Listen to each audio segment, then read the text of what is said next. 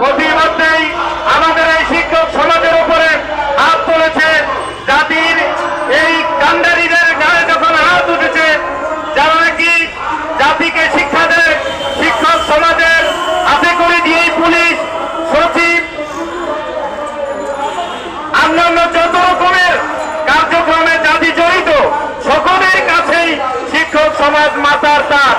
আমরা অত্যন্ত দুঃখ ভারাক্রান্ত হৃদয়ে বলছি যে আমাদের এই আন্দোলনে যারা পিছন থেকে ছুরিকাঘাত করছেন, যারা নাকি নিজেদেরকে নেতা হিসাবে প্রচার করার চেষ্টা করছেন, তাদেরকে বলবো আপনারা মহান আল্লাহর আদালতে আপনাদেরকে পাকড়াও হতে হবে।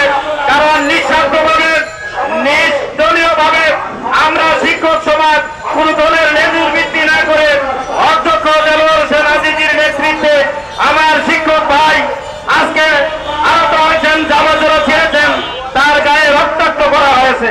সেই জাতির যদি বিবেক থাকে, আমরা শিক্ষক সমাজকে উদাত্ত আহ্বান জানাবো, আর ঘরে বসে না থেকে এই কাজে, এই শিক্ষকদের এই আন্দোলনে আমাদেরকে ঝাঁপিয়ে পড়তে হবে।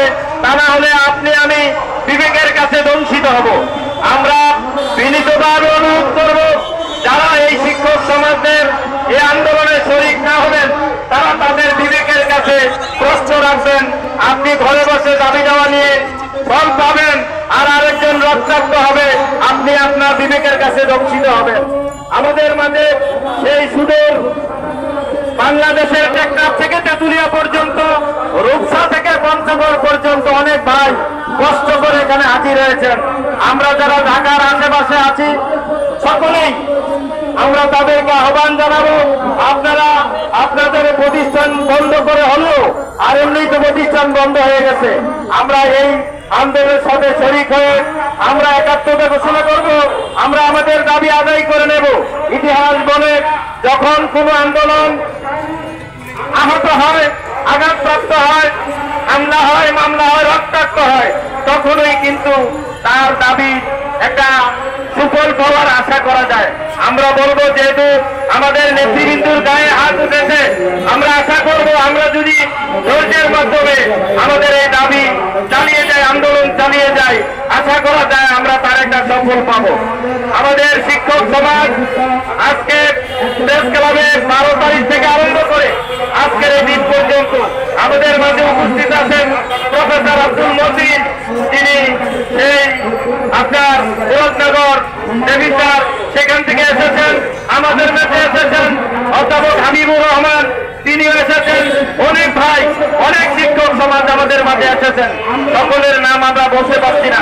আমাদের শিক্ষক সমাজের আইকন অধ্যক্ষ দেলোয়ার হোসেন আজিজি তার শারীরিক অসুস্থতার মাঝেও এই আন্দোলন চালিয়ে যাচ্ছে।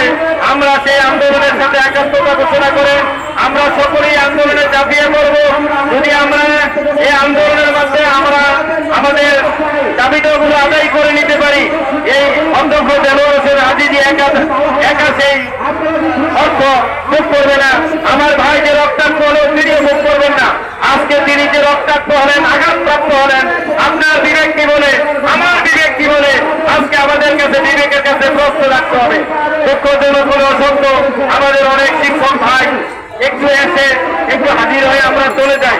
আমাদেরকে এই আন্দোলনে অংশগ্রহণ করে সর্বাত্মক